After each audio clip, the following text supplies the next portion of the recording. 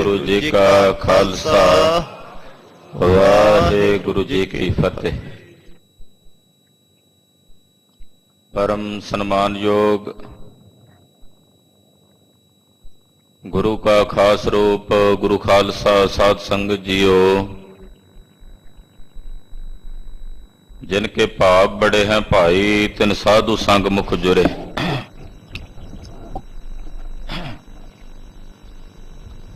मेहरबान जगत गुरु श्री गुरु ग्रंथ साहिब जी महाराज जी की पावन पवित्र हजूरी च अमृत वेले तो हाजरियां भर के पंचमी दे जोड़ मेले गुरु चरनां विच बड़ी शरधा सत्कार सहित मनाउणा कर रहे। सर्व आसा पूर्ण करने वाली श्री आसा जी की बार दे शब्द कीर्तन रागी ਸਿੰਘਾਂ ਦੀ ਰਸਨਾ ਤੋਂ ਆਪ ਜੀ ਨੇ ਸਰਵਣ ਕੀਤੇ ਹਨ। ਅੰਮ੍ਰਿਤ ਵੇਲੇ ਜੋ ਪਾਵਨ ਪਵਿੱਤਰ ਸ੍ਰੀ ਮੁਖ ਵਾਕ ਦੀ ਦਾਤ ਦਇਆਨੰਦ ਸੁਆਮੀ ਜੀ ਨੇ ਬਖਸ਼ਿਸ਼ ਕੀਤੀ ਹੈ, ਕੁਝ ਸਮੇਂ ਲਈ ਆਪਣੀਆਂ ਸੁਰਤੀਆਂ ਬਿਰਤੀਆਂ ਗੁਰੂ ਪਾਤਸ਼ਾਹ ਦੇ ਚਰਨਾਂ ਨਾਲ ਜੋੜੀਏ। ਧੰਨ ਸ੍ਰੀ ਗੁਰੂ ਅੰਗਦ ਦੇਵ ਸਾਹਿਬ ਜੀ ਮਹਾਰਾਜ ਫੇਰ ਵਸਾਇਆ ਫੇਰ ਆਣ ਸਤਿਗੁਰ ਖਾਡੂਰ।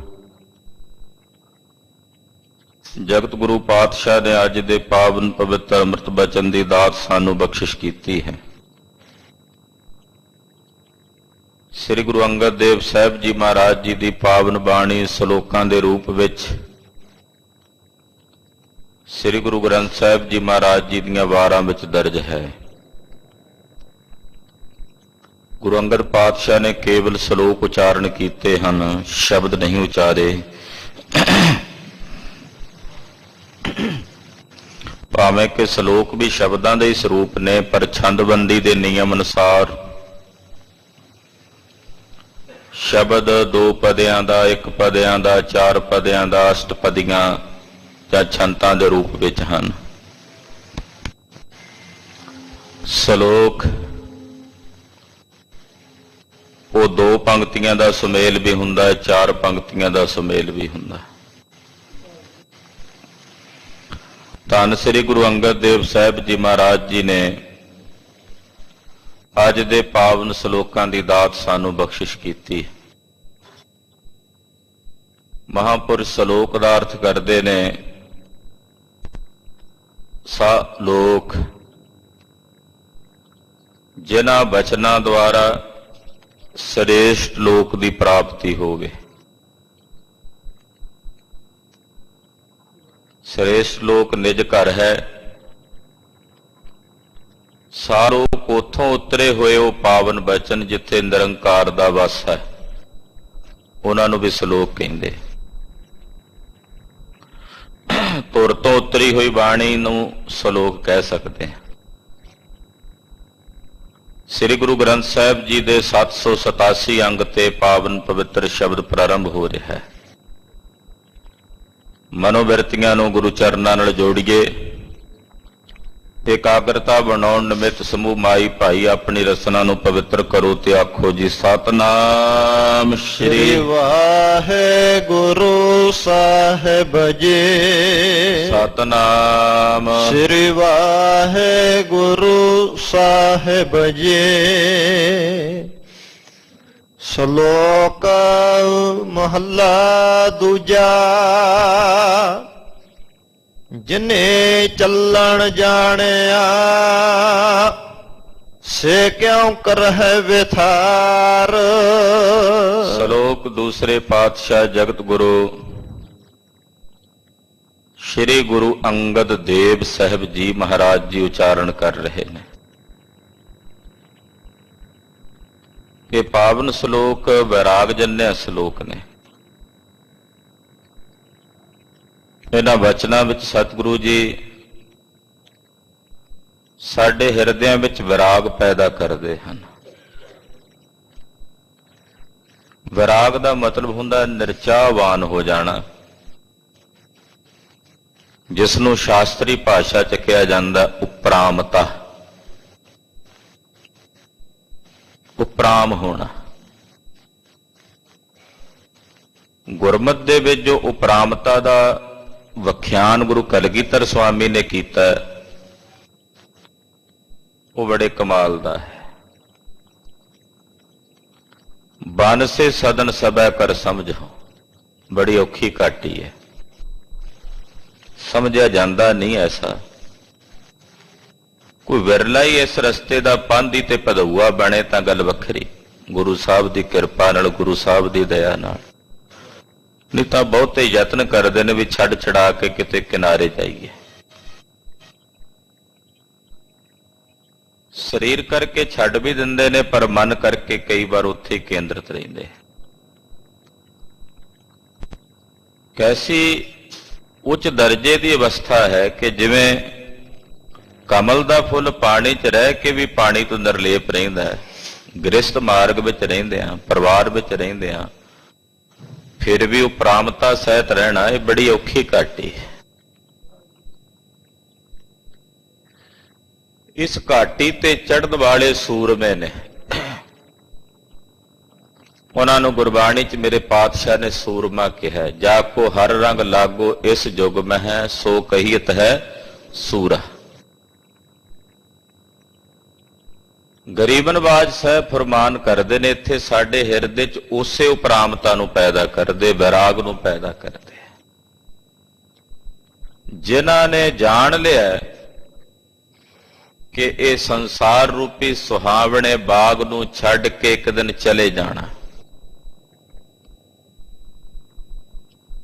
ਕਿ ਚਲੇ ਜਾਣਾ, ਕਿਉਂਕਿ ਇੱਥੇ ਜੋ ਆਇਆ ਹੈ ਉਸ ਦਾ ਆਉਣਾ ਇਸੇ ਕਰਕੇ ਹੋਇਆ ਕਿ ਇੱਕ ਦਿਨ ਉਸਨੇ ਚਲੇ ਜਾਣਾ। ਜੋ ਦਿਨ ਆਵ ਹੈ ਸੋ ਦਿਨ ਜਾਹੀ, ਕਰਨਾ ਕੂਚ ਰਹਿਣ ਥਿਰ ਨਾਹੀ। ਜੋ ਆਇਆ ਹੈ ਉਹ ਜਾਏਗਾ,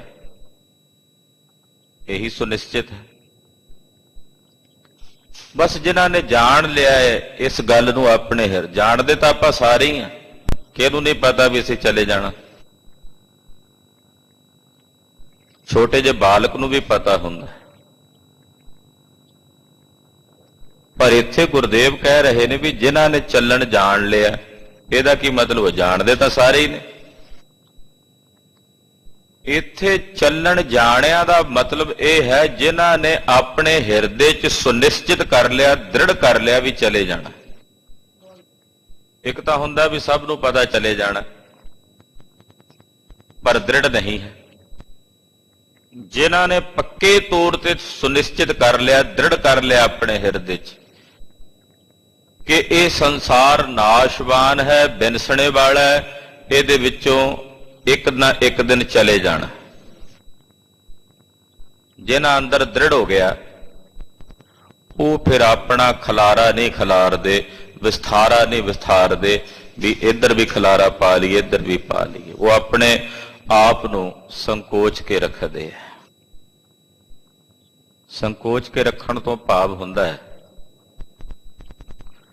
कि वो अपने दायरे नूं बहुत ज्यादा खलारे विच नहीं खिलार दे। जिवें कच्छू कुम्मे की बिरती हुंदी है ना, सब कुछ इकट्ठा करके अपना ध्यान अपने अंदर केंद्रित कर लेना, इस तरह की बिरती रखते और रब दे प्यारे। वो पसारे विच अपना यकीन नहीं रखते, उस पसारे नूं समेटण वाले ते अपना यकीन रखते हैं। कहते पसारा नाशवान है, पर इस पसारे नूं पसारने वाला सत है। इसे करके वो अपना पसारा नहीं पसारते। पता रात नूं लंगर दे विच पईयां गागरां भी मूधियां मरवा दिंदे है, पानी डुला के। कल आवेगी फिर वेखांगे। धन गुरु अमरदास तीसरे पातशाह। ਨਾ ਕੱਚਾ ਸਿੱਧਾ ਰੱਖਦੇ ਨੇ ਨਾ ਪੱਕਿਆ ਹੋਇਆ। ਰੱਬ ਦੀ ਵੀ ਆਸ ਹੈ ਤੇ ਦੂਜਾ ਵਿਰਾਗ ਵੀ ਹੈ। ਦਿਨ ਚੜ੍ਹੇਗਾ, ਅਗਲਾ ਦਿਨ ਹੋਵੇਗਾ, ਫਿਰ ਵੇਖਾਂਗੇ।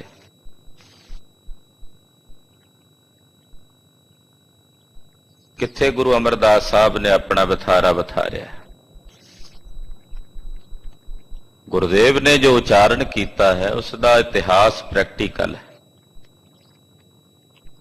ਇਸ ਕਰਕੇ ਪਾਤਸ਼ਾਹ ਕਹਿੰਦੇ ਜਿਨ੍ਹਾਂ ਨੇ ਇਹ ਗੱਲ ਆਪਣੇ ਹਿਰਦੇ 'ਚ ਪਰਪੱਕ ਕਰ ਲਈ ਹੈ ਵੀ ਚਲੇ ਜਾਣਾ, ਉਹ ਆਪਣਾ ਬਥਾਰਾ ਨਹੀਂ ਬਥਾਰਦੇ। ਚੱਲਣ ਸਾਰ ਨ ਜਾਣਨੇ ਕਾਜ ਸਵਾਰਨ ਹਾਰ। ਜਿਹੜੇ ਸੰਸਾਰ ਤੋਂ ਚਲੇ ਜਾਣ ਦੀ ਸਾਰ ਨੂੰ ਨਹੀਂ ਜਾਣਦੇ, ਜਿਨ੍ਹਾਂ ਨੂੰ ਭੁੱਲਿਆ ਹੋਇਆ ਕਿ ਅਸੀਂ ਚਲੇ ਜਾਣਾ, ਉਹ ਸੋਚਦੇ ਨੇ ਵੀ ਚਲੋ ਆਹ ਕੰਮ ਵੀ ਸਵਾਰ ਲਈਏ, ਆਪਣਾ ਆਹ ਵੀ ਧੰਦਾ ਸਿੱਧ ਕਰ ਲਈਏ, ਆਹ ਨਾ ਰਹਿ ਜੇ, ਉਹ ਨਾ ਰਹਿ ਜੇ। ਉਹਨਾਂ ਦਾ ਧਿਆਨ ਹਮੇਸ਼ਾ ਸੰਸਾਰ ਦੇ ਦੁਨਿਆਵੀ ਕੰਮਾਂ ਵੱਲ ਹੀ ਰਹਿੰਦਾ ਤੇ ਦੁਨਿਆਵੀ ਕੰਮਾਂ ਨੂੰ ਸਾਰਦਿਆਂ ਸਵਾਰਦਿਆਂ ਉਹਨਾਂ ਦੀ ਜ਼ਿੰਦਗੀ ਗੁਜ਼ਰ ਜਾਂਦੀ ਹੈ, ਕਿਉਂਕਿ ਉਹਨਾਂ ਨੇ ਜਾਣਿਆ ਹੀ ਨਹੀਂ ਕਿ ਚਲੇ ਜਾਣਾ। ਉਸ ਪਾਸੇ ਧਿਆਨ ਹੀ ਨਹੀਂ ਸੀ। ਜਿਨ੍ਹਾਂ ਨੇ ਨਹੀਂ ਜਾਣਿਆ ਕਿ ਸੰਸਾਰ ਤੋਂ ਚਲੇ ਜਾਣਾ, ਚੱਲਣ ਦੀ ਸਾਰ ਨੂੰ ਨਹੀਂ ਜਾਣਿਆ, ਉਹ ਫਿਰ ਆਪਣੇ ਕੰਮ ਧੰਦੇ ਸਵਾਰਦੇ ਹੀ ਆਪਣੀ ਜ਼ਿੰਦਗੀ ਬਤੀਤ ਕਰ ਦਿੰਦੇ। ਗੁਰਦੇਵ ਇੱਥੇ ਨਹੀਂ ਕਹਿ ਰਹੇ ਕਿ ਤੁਸੀਂ ਕੰਮ ਧੰਦੇ ਛੱਡ ਦਿਓ, ਕਿਰਤ ਵਿਰਤ ਛੱਡ ਦਿਓ, ਪਰ ਕਿਰਤ ਨਾਲ ਕੀਰਤ ਪਰਮੇਸ਼ਰ ਦੀ ਜ਼ਰੂਰ ਰਹੇ। ਕਿਰਤ ਧੰਦਾ ਨਾ ਬਣੇ, ਕਿਰਤ ਕਿਰਤੀ ਰਹੇ। ਉਹ ਕਹਿੰਦੇ ਆ ਵੀ ਕੰਮ ਸਵਾਰ ਲਈ। ਗੁਰਬਾਣੀ ਦਾ ਮਹਾਵਾਕ ਹੈ ਵੀ ਜਮਦੂਤ ਆਏ, ਕਹਿੰਦੇ ਵੀ ਚੱਲ ਚੱਲੀਏ। ਇਹ ਅੱਗੋਂ ਨਾ ਜਮਦੂਤਾਂ ਨੂੰ ਕਹਿੰਦਾ ਵੀ ਯਾਰੋ ਇੱਕ ਕੰਮ ਰਹਿੰਦਾ, ਮੈਨੂੰ ਕਰ ਲੈਣ ਦਿਓ। ਵੀ ਕੱਲ ਸਵੇਰ ਹੋਵੇਗੀ ਤੇ ਕੱਲ ਸੁਬਾਹ ਦੀ ਨਵਾਜ਼ ਆਪਾਂ ਰਸਤੇ 'ਚ ਗੁਜ਼ਾਰਾਂਗੇ, ਇੱਕ ਰਾਤ ਦਾ ਸਮਾਂ ਮੈਨੂੰ ਦੇ ਦਿਓ। ਉਹ ਕਹਿੰਦੇ ਨਾ ਬਈ, ਹੁਕਮ ਬੜਾ ਕਰੜਾ ਆਇਆ, ਹੁਣੇ ਚੱਲ। ਉਹ ਕਹਿੰਦਾ ਮੈਂ ਥੋੜਾ ਜਿਹਾ ਕੰਮ ਧੰਦਾ ਕਰ ਲਾਏ ਰਹਿੰਦਾ, ਇਹਦੇ ਵਿੱਚੋਂ ਥੋੜਾ ਬਹੁਤਾ ਖਰਚਾ ਤੁਹਾਨੂੰ ਵੀ ਦੇ ਦਿਆਂਗਾ। ਉਹ ਕਹਿੰਦੇ ਤੂੰ ਥੋੜਾ ਬਹੁਤਾ ਖਰਚ ਦੇਣ ਦੀ ਗੱਲ ਕਰਦਾ, ਜਿਹੜਾ ਪਹਿਲਾਂ ਤੂੰ ਜੋੜਿਆ ਉਹ ਵੀ ਤੇਰਾ ਇੱਥੇ ਹੀ ਰਹਿ ਜਾਣਾ,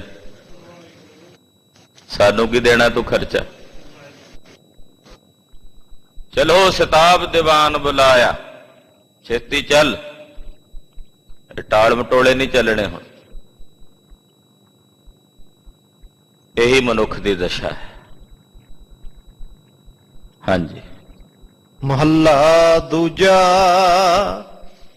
ਰਾਤ ਕਾਰਣ ਧਨ ਸੰਚਿਐ ਭਲਕੇ ਚੱਲਣ ਹੋਏ। ਇੱਕ ਰਾਤ ਦੀ ਜ਼ਿੰਦਗੀ ਆ, ਉਹਦੇ ਤੋਂ ਵੱਧ ਨਹੀਂ। ਪਤਾ ਲੱਗ ਜੇ ਬੰਦੇ ਨੂੰ ਕਿ ਇੱਕ ਰਾਤ ਦੀ ਜ਼ਿੰਦਗੀ ਹੈ, ਇਹਦੇ ਵਾਸਤੇ ਧਨ ਇਕੱਤਰ ਕਰਨਾ ਤੇ ਜਦੋਂ ਦਿਨ ਚੜ੍ਹਨਾ ਤੇ ਚਲੇ ਜਾਣਾ। ਜ਼ਿੰਦਗੀ ਇੱਕ ਰਹਿਣ ਦੀ ਹੈ, ਔਰ ਉਸ ਇੱਕ ਰਹਿਣ ਨੂੰ ਗੁਜ਼ਾਰਨ ਲਈ ਧਨ ਸੰਚਣਾ ਔਰ ਉਸੇ ਪਾਸੇ ਸਾਰੀ ਜ਼ਿੰਦਗੀ ਨੂੰ ਲਾ ਦੇਣਾ, ਔਰ ਜਦੋਂ ਭਲਕ ਹੋਣੀ ਤੇ ਚਲਿਆ ਜਾਣਾ। ਜਦੋਂ ਇਹ ਪਤਾ ਲੱਗੇ ਨਾਨਕ ਨਾਲ ਨ ਚੱਲੇ ਫਿਰ ਪਛਤਾਵਾ ਹੋਏ। ਰਾਤ ਵਾਸਤੇ ਜੋ ਧਨ ਸੰਚਿਆ ਸੀ, ਇਕੱਤਰ ਕੀਤਾ ਸੀ, ਜਦੋਂ ਭਲਕ ਹੋਈ ਤੇ ਚੱਲਿਆ, ਪਤਾ ਲੱਗਾ ਵੀ ਜੋ ਮੈਂ ਇਕੱਠਾ ਕੀਤਾ ਸੀ ਉਹ ਨਾਲ ਚੱਲਿਆ ਹੀ ਨਹੀਂ, ਉਹ ਤਾਂ ਚੱਲਿਆ ਹੀ ਨਹੀਂ। ਫਿਰ ਇਹਦੇ ਮਨ 'ਚ ਪਛਤਾਵਾ ਹੁੰਦਾ। ਉਹ ਮਨਾ ਜੋ ਇਕੱਠਾ ਕਰਨਾ ਸੀ ਨਹੀਂ ਕੀਤਾ, ਜੋ ਇਕੱਤਰ ਕਰਦਾ ਰਿਹਾ ਉਹ ਨਾਲ ਨਹੀਂ ਚੱਲਿਆ। ਜਿਸ ਨੂੰ ਵਿਹਾਜਣਾ ਸੀ ਉਹ ਵਿਹਾਜਿਆ ਨਹੀਂ, ਜੋ ਕੱਚ ਪਿੱਚ ਸੀ ਉਹ ਇਕੱਠਾ ਕਰਦਾ ਰਹਿ ਗਿਆ, ਹੁਣ ਇੱਥੇ ਹੀ ਰਹਿ ਚੱਲਿਆ। ਫਿਰ ਇਹਦੇ ਮਨ ਵਿੱਚ ਪਛਤਾਵਾ ਹੁੰਦਾ, ਪਛਤਾਤਾਪ ਹੁੰਦਾ, ਪਰ ਉਸ ਪਛਤਾਵੇ ਦਾ ਮੁੜ ਕੇ ਕੋਈ ਲਾਭ ਨਹੀਂ। ਮਹੱਲਾ ਦੂਜਾ। ਬੱਧਾ ਚੱਟੇ ਜੋ ਭਰੇ, ਨਾ ਗੁਣ ਨਾ ਉਪਕਾਰ। ਬੱਧਾ ਰੁੱਧਾ ਜੇ ਕਿਸੇ ਦੀ ਚੱਟੀ ਭਰਦਾ, ਦਾਨ ਪੁੰਨ ਵੀ ਕਰਦਾ, ਕਾਮਨਾ ਸਹਿਤ ਕਰਦਾ ਤੇ ਬੱਧਾ ਰੁੱਧਾ ਕਰਦਾ ਵੀ ਕਿਸੇ ਨੇ ਆਖਿਆ ਸੀ ਇੰਨਾ ਦਾਨ ਕਰਨਾ, ਉਹ ਨਾ ਤਾਂ ਇਹਦਾ ਕਿਸੇ ਤੇ ਕੋਈ ਗੁਣ ਹੈ ਤੇ ਨਾ ਇਹਦਾ ਆਪਣੇ ਤੇ ਕੋਈ ਉਪਕਾਰ ਹੈ, ਤਾਂ ਬੱਧਾ ਚੱਟੀ। ਜੇ ਉਹਦਾ ਰਸ ਲੈਣਾ ਸੀ ਤੇ ਕਾਮਨਾ ਰਹਿਤ ਹੋ ਕੇ ਕਰਦਾ। ਕਿਸੇ ਨੇ ਆਖਿਆ ਵੀ ਤੈਨੂੰ ਇੰਨਾ ਦਾਨ ਕਰਨਾ ਪੈਣਾ, ਕਿਸੇ ਬਾਹਮਣ ਨੇ ਕਹਿ ਦਿੱਤਾ ਵੀ ਤੈਨੂੰ ਕਾਲੇ ਰੰਗ ਦੇ ਮਾਹਾਂ ਦੀ ਦਾਲ ਲੈ ਕੇ ਫਲਾਣੀ ਥਾਂ ਤੇ ਦਾਨ ਕਰਨੀ ਪੈਣੀ। ਇਹਨੇ ਆਖਿਆ ਕਿਹਾ, ਆਪਣਾ ਮਨ ਤਾਂ ਨਹੀਂ ਸੀ ਮੰਨਦਾ, ਪਰ ਕਿਸੇ ਨੇ ਕਿਹਾ ਤੇ ਕਰ ਦਿੱਤਾ। ਹੁਣ ਉਹ ਬੱਧਾ ਚੱਟੀ ਭਰੀ ਹੈ, ਨਾ ਜਿੱਥੇ ਦਾਨ ਕੀਤਾ ਉੱਥੇ ਕੋਈ ਉਪਕਾਰ ਹੋਇਆ ਤੇ ਨਾ ਇਹਨੂੰ ਆਪ ਦਾਨ ਕਰਨ ਦਾ ਇਹਦਾ ਆਪਣੇ ਤੇ ਕੋਈ ਉਪਕਾਰ ਹੋਇਆ। ਇਹਨੂੰ ਕਹਿੰਦੇ ਨੇ ਬੱਧਾ ਚੱਟੀ। ਅਕਸਰ ਕਈਆਂ ਦਾ ਇਹ ਵੀ ਕਹਿਣਾ ਹੁੰਦਾ ਹੈ ਕਿ ਅਸੀਂ ਆਪਣੇ ਰਿਸ਼ਤੇਦਾਰ, ਸੰਬੰਧੀਆਂ, ਬੱਚਿਆਂ, ਪਰਿਵਾਰਾਂ ਨੂੰ ਪਾਲ ਰਹੇ ਹਾਂ, ਸਾਡਾ ਇਹੀ ਬੜਾ ਵੱਡਾ ਉਪਕਾਰ ਹੈ। ਜਦੋਂ ਉਹਨਾਂ ਤੇ ਕੋਈ ਉਪਕਾਰ ਕਰਦਾ ਹੈ, ਕੋਈ ਦਾਨ ਪੁੰਨ ਕਰਦਾ ਹੈ ਜਾਂ ਉਹਨਾਂ ਨੂੰ ਪਾਲਦਾ ਹੈ, ਤਾਂ ਉਹ ਇਹਦਾ ਕੋਈ ਅਹਿਸਾਨ ਜਾਂ ਇਹਦਾ ਉਪਕਾਰ ਨਹੀਂ ਮੰਨਦੇ। ਉਹ ਕਹਿੰਦੇ ਵੀ ਤੇਰੀ ਜ਼ਿੰਮੇਵਾਰੀ ਹੈ। ਘਰ ਵਾਲੀ ਕਹਿੰਦੀ ਤੇਰੇ ਲੜ ਲੱਗੀ ਆ, ਘਰ-ਬਾਰ ਆਪਣਾ ਮਾਂ-ਬਾਪ ਸਭ ਕੁਝ ਛੱਡ ਕੇ ਆਈ ਆ, ਤੂੰ ਨਹੀਂ ਪਾਲਣਾ ਤੇ ਕਿਹਨੇ ਪਾਲਣਾ? ਸਿੱਧੀ ਤਰ੍ਹਾਂ ਦੇਏਗਾ ਠੀਕ ਆ, ਨਹੀਂ ਤਾਂ ਕੋਟ ਰਾਹੀਂ ਲੈ ਲਵਾਂਗੀ। ਤੂੰ ਫਿਰ ਇਹ ਕੀ ਉਪਕਾਰ ਹੋਇਆ? ਇਹਦਾ ਬੱਧਾ ਚੱਟੀ। ਉਹ ਨਾ ਹੀ ਮੰਨਣਗੇ ਵੀ ਤੂੰ ਉਹਨਾਂ ਤੇ ਕੋਈ ਉਪਕਾਰ ਕੀਤਾ। ਜਿਹੜਾ ਕੰਮ ਕਿਸੇ ਪਾਬੰਦੀ ਤਹਿਤ, ਜਿਸ ਨੂੰ ਆਪਾਂ ਕਹਿੰਦੇ ਨਾ ਵੀ ਮਜਬੂਰੀ ਸਹਿਤ ਕੀਤਾ ਜਾਏ, ਉਹ ਬੱਧਾ ਚੱਟੀ ਹੁੰਦਾ ਹੈ। ਵੀ ਮਨ ਨਹੀਂ ਸੀ ਮੰਨਦਾ ਪਰ ਕਰ ਰਹੇ ਹਾਂ। ਉਹ ਬੱਧਾ ਚੱਟੀ ਕਿਤੇ ਵੀ ਹੋ ਸਕਦੀ ਹੈ। ਉਹ ਬੱਧਾ ਚੱਟੀ ਨੌਕਰੀ ਪੇਸ਼ੇ 'ਚ ਵੀ ਹੋ ਸਕਦੀ ਹੈ। ਉਹ ਬੱਧਾ ਚੱਟੀ ਦੁਕਾਨਦਾਰੀ ਤੇ ਵੀ ਹੋ ਸਕਦੀ ਹੈ। ਉਹ ਬੱਧਾ ਚੱਟੀ ਧਾਰਮਿਕ ਰਹੁ ਰੀਤਾਂ ਤੇ ਕਰਮ ਕਾਂਡਾਂ ਤੇ ਵੀ ਹੋ ਸਕਦੀ ਹੈ। ਉਹ ਫਿਰ ਕਿਸੇ ਗੁਣ ਉਪਕਾਰ 'ਚ ਨਹੀਂ ਆਉਂਦਾ। ਹਾਂਜੀ। ਸੇਤੇ ਖੁਸ਼ੀ ਸਵਾਰੀ ਐ, ਨਾਨਕ ਕਾਰਜ ਸਾਰ। ਜੇ ਤੂੰ ਆਪਣੇ ਦਿਲ ਦੀ ਖੁਸ਼ੀ ਨਾਲ ਕੋਈ ਕੰਮ ਕਰੇ, ਖੁਸ਼ੀ ਨਾਲ ਕਿਤੇ ਦਾਨ ਕਰੇ, ਖੁਸ਼ੀ ਦੇ ਨਾਲ ਨਿਸ਼ਕਾਮਤਾ ਸਹਿਤ ਤੂੰ ਕੋਈ ਸੇਵਾ ਸਿਮਰਨ ਕਰੇ, ਭਜਨ ਕਰੇ, ਤਾਂ ਕਹਿੰਦੇ ਇਹਦੇ ਨਾਲ ਤੂੰ ਆਪਣਾ ਆਪ ਸਵਾਰ ਲਵੇਂਗਾ। ਔਰ ਪਾਤਸ਼ਾਹ ਕਹਿੰਦੇ ਇਹੀ ਸਭ ਤੋਂ ਸ੍ਰੇਸ਼ਟ ਕਾਰਜ ਹੈ। ਕਾਰਜਸਾਰ ਦਾ ਮਤਲਬ ਸ੍ਰੇਸ਼ਟ ਕੰਮ ਇਹੀ ਹੈ ਜਿਹੜਾ ਕਾਮਨਾ ਤੋਂ ਰਹਿਤ ਹੋ ਕੇ ਕਰੇ। ਮਹੱਲਾ ਦੂਜਾ। ਮਨ ਹਠ ਤਰਫ ਨ ਜਿਪਏ, ਜੇ ਬਹੁਤਾ ਘਾਲੇ। ਮਨ ਦੇ ਹੰਕਾਰ ਨਾਲ ਤੁਸੀਂ ਆਸਰੀ ਸੰਪਦਾ ਨੂੰ, ਤਰਫ ਦਾ ਮਤਲਬ ਹੁੰਦਾ ਆਸਰੀ ਸੰਪਦਾ, ਔਗਣ, ਉਹਨਾਂ ਨੂੰ ਨਹੀਂ ਜਿੱਤ ਸਕਦੇ। ਜੇ ਤੁਸੀਂ ਆਪਣੇ ਮਨ ਦੇ ਹੱਠ ਨਾਲ ਜਿੱਤਣਾ ਚਾਹੋ, ਚਾਹੇ ਬਹੁਤ ਕਾਲਣਾ ਕਾਲ ਲਵੋ। ਆਪਣੇ ਹੱਠ ਨਾਲ ਤੁਸੀਂ ਕਿਸੇ ਵੀ ਮਾੜੇ ਭੈੜੇ ਕਰਮ ਨੂੰ ਛੱਡਣਾ ਚਾਹੋ, ਨਹੀਂ ਛੱਡ ਸਕਦੇ। ਜਿੰਨਾ ਛੱਡਣ ਦਾ ਯਤਨ ਕਰਾਂਗੇ ਓਨਾ ਹੀ ਲੰਪਟ ਹੁੰਦਾ। ਇਸੇ ਕਰਕੇ ਕਬੀਰ ਜੀ ਜੈਸੇ ਮਹਾਂਪੁਰਸ਼ਾਂ ਨੇ ਬੇਨਤੀ ਕਰਕੇ ਕਿਹਾ ਅਕਾਲ ਪੁਰਖ ਜੀ ਨੂੰ, ਬਿਖੈ ਬਿਖੈ ਕੀ ਬਾਸ਼ਨਾ ਤਜੀ ਨਹਿ ਜਾਈ, ਅਨਕ ਯਤਨ ਕਰ ਰਾਖੀਐ ਫਿਰ ਫਿਰ ਲਪਟਾਈ। ਜਰਾ ਜੀਵਨ ਜੋ ਬਨ ਗਿਆ ਕਿਛ ਕੀਆ ਨਾ ਨੀਕਾ, ਇਹੋ ਜੀਰਾ ਨਿਰਮੂਲ ਕੋ ਕੌਡੀ ਲਗ ਮੀਕਾ। ਉੱਥੇ ਤਾਂ ਫਿਰ ਇਹ ਬੇਨਤੀਆਂ ਚੱਲਦੀਆਂ। ਮਨ ਦੇ ਹੰਕਾਰ ਨਾਲ ਕਿਸੇ ਵੀ ਆਸਰੀ ਔਗਣ ਨੂੰ, ਆਸਰੀ ਸੰਪਦਾ ਨੂੰ ਜਿੱਤਣਾ ਮੁਸ਼ਕਿਲ ਹੈ, ਕਠਿਨ ਹੈ।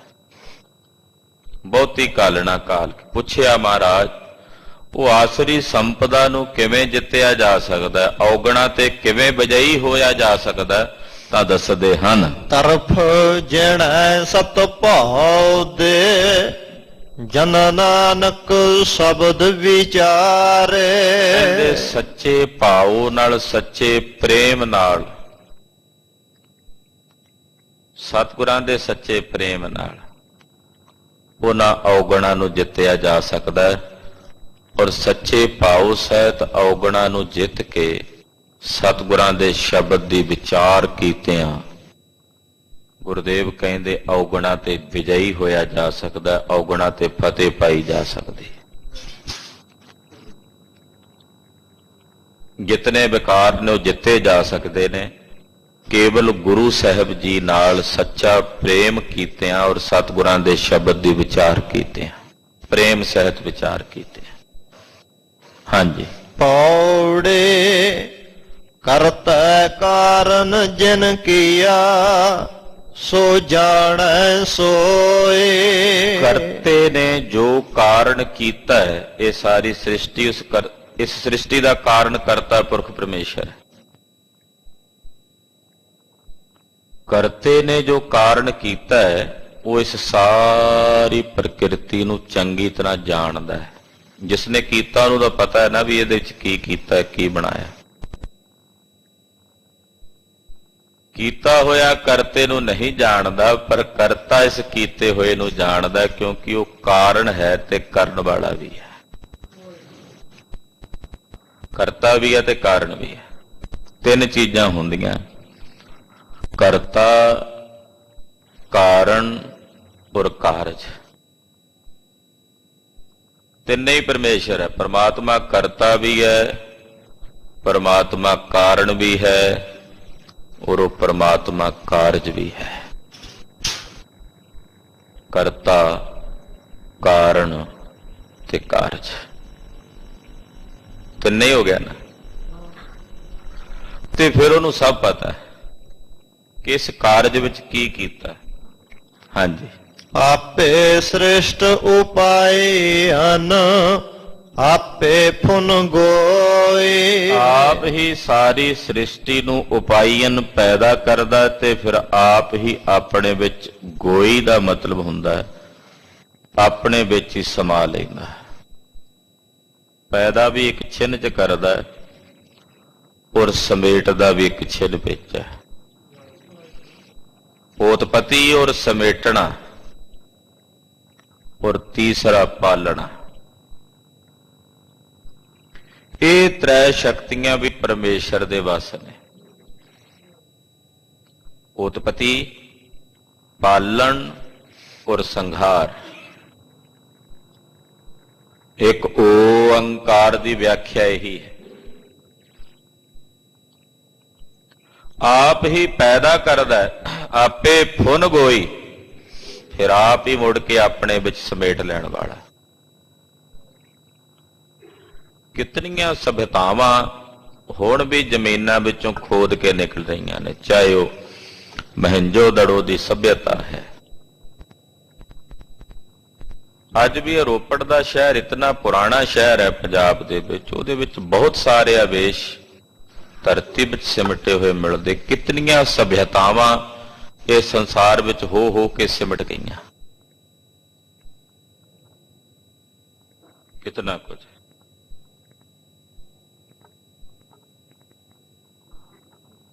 ਯਾਨੀ ਕਿ ਉੱਥੋਂ ਪਤਾ ਲੱਗਦਾ ਹੈ ਕਿ ਕਿਤਨੀ ਵੇਰੀ ਇਹ ਧਰਤੀ ਬਣੀ ਤੇ ਕਿਤਨੀ ਵੇਰੀ ਸਿਮਟੀ।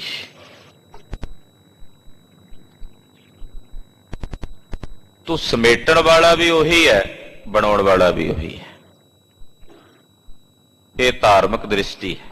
ਹਾਂਜੀ, ਜੁਗ ਚਾਰੇ ਸਭ ਭਵ ਥਕੇ, ਕਿਨ ਕੀਮਤ ਹੋਈ। ਚੌਂ ਜੁਗਾਂ ਦੇ ਵਿੱਚ ਇਹ ਜੀਵ ਰੂਪੀ ਇਸਤਰੀ ਜਨਮ ਮਰਨ ਦੇ ਚੱਕਰਾਂ ਵਿੱਚ ਭਵ ਥੱਕੀ ਹੈ।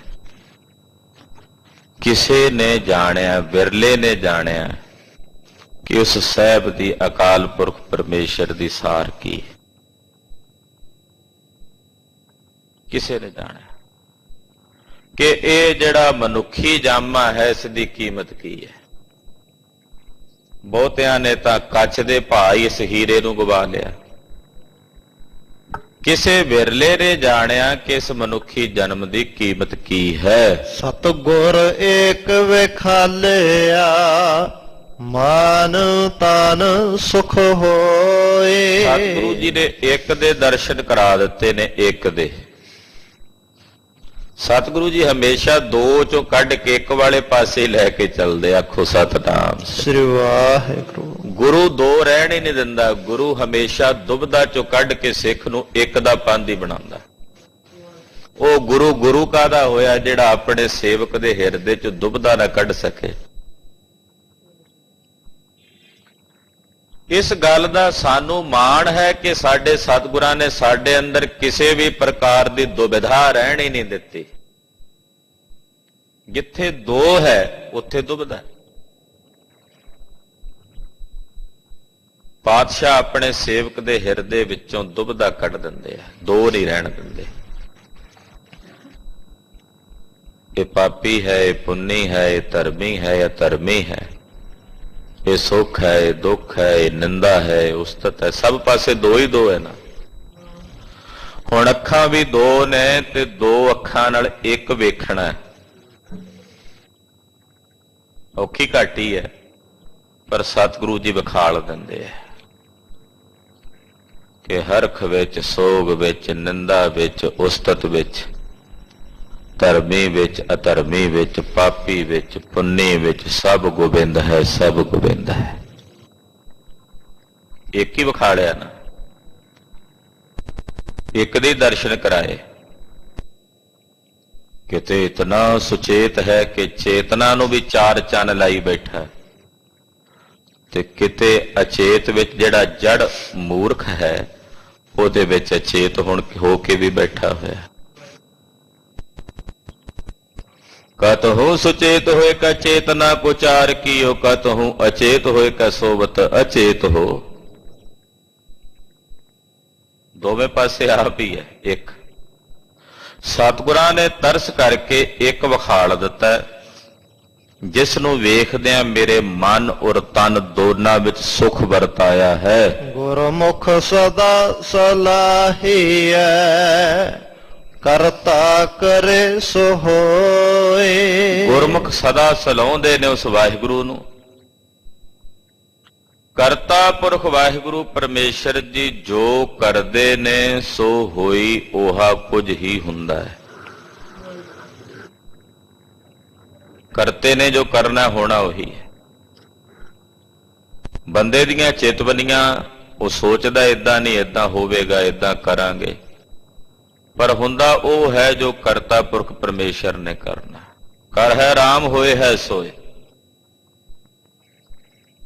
ਜੋ ਉਸ ਪਰਮੇਸ਼ਰ ਨੇ ਕਰਨਾ ਉਹੀ ਹੋਣਾ।